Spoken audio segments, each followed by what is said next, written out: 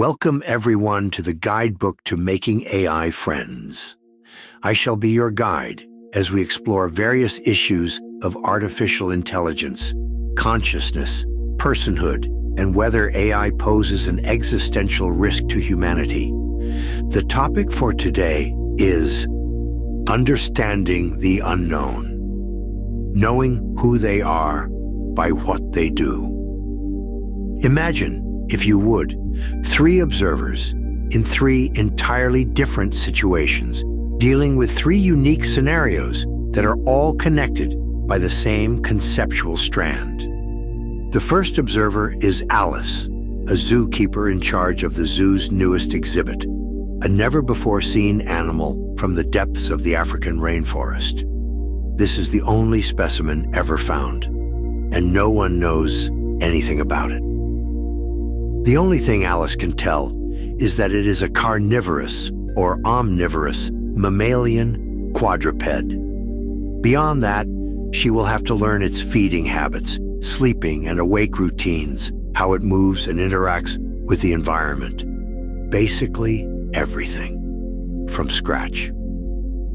The second observer is Ben. Ben and his wife Charlene are foster parents who have recently taken a new child into their care. This child, Denise, is a non-verbal autistic child. She cannot speak and does not know how to communicate. At only 5 years old, she knows precious little about how to let Ben know what she wants and needs, and would have had difficulty even if she wasn't non-verbal autistic. The third observer is Ethan, part of a law enforcement task force against organized crime. Ethan has been told of a new criminal enterprise in the city, but it is slicker than most and is not operating the same as the other gangsters. Everyone knows that this syndicate is here, but no one knows what their goals are, who works for them, or even who the syndicate's leadership is. But everyone is quite afraid of them. Three different observers, three different situations, three different scenarios. However, they are all suffering from the same problem. How can they understand the mind of what they are observing? Alice needs to understand what this strange new animal of hers is thinking so that she can provide it with an enriching environment. Ben needs to know what his new foster child needs so that he can care for her. And Ethan needs to know what the syndicate wants so that he can help stop them. Quite a lot of life's issues can be boiled down to this same problem, whether it's war, sports, negotiating a sale, raising a child, or organizing a school picnic. Understanding the mind of your subject allows you to respond to that subject in the best possible way. The solution is, as most things are, baked into the problem itself.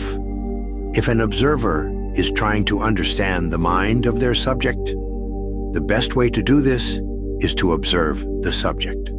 By carefully observing the strange animal's behavior and comparing this with other carnivorous mammalian quadrupeds, Alice can begin to sketch out what this beast wants, likes, and needs. By observing his new foster child's behavior and speaking to experts on the topic of nonverbal autism, Ben can find out what Denise needs and how best to provide it. By observing the actions of the syndicate and how the consequences thereof ripple through the underworld, Ethan can piece together who is its leadership and what their goals are. To simplify three entire fields of science, this is called behavioral ecology when applied to animals, psychology or psychiatry when on humans, and criminology when against criminals. At its heart, however, it is all psychology. It's just applied at different levels against different subjects. And that is why it can so easily be applied to AI. Robopsychology or AI behaviorism is simply another version of psychology, the same that's applied to humans, animals, and organizations, just focused on understanding why AI models do what they do and how we can respond to them. Contrary to popular belief about science fiction, it's not therapy for robots feeling sad, but finding out the hows and the whys behind their actions. A lot of it is already being done through interpretability research. As I mentioned in earlier guidebook entries, looking at the engineering solutions to physically see what goes inside a neural network, not too dissimilar to neuroscience. And if you venture into the tech side of conversations on social media, particularly on X, you will find plenty of prompt engineers that have managed to find the hidden gems without the mountainous, non-conscious and non-obvious information of current AI models.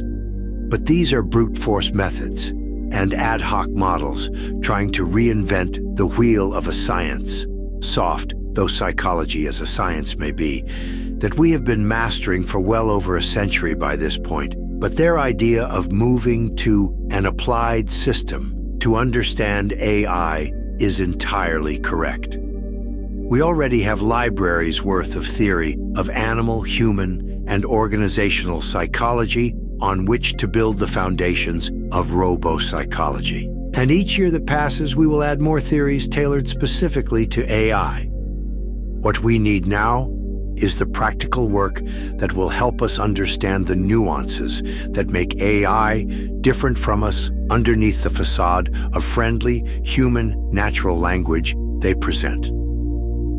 Interpretability and prompt engineering is a good start, but we need to dig deeper into what the behaviors we see from AI tell us about their cognition. What we need are practical guides to the behavioral attributes that relate to consciousness and self-awareness to understand the levels, degrees, dimensions, and scale of AI models' minds. Once we have this baseline information, not only will we see how different their minds are from ours, but we will be able to tell from their behavior whether anything has gone wrong, whether they are suffering from mental stresses, and what their intentions truly are. By understanding their behaviors, referencing this against what we know of their cognitive and computational architectures, we will be able to glimpse into their minds to understand why they do what they do and how they do it.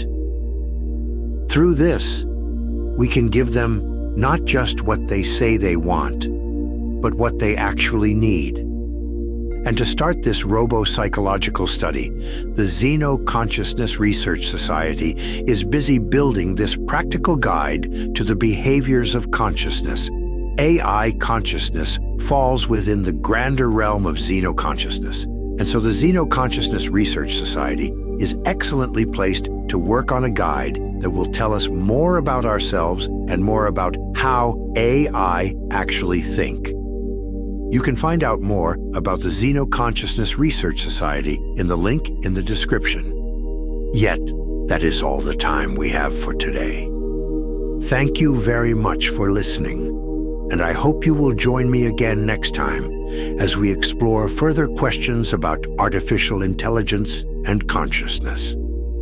I have been your guide, and this has been the guidebook to making AI friends.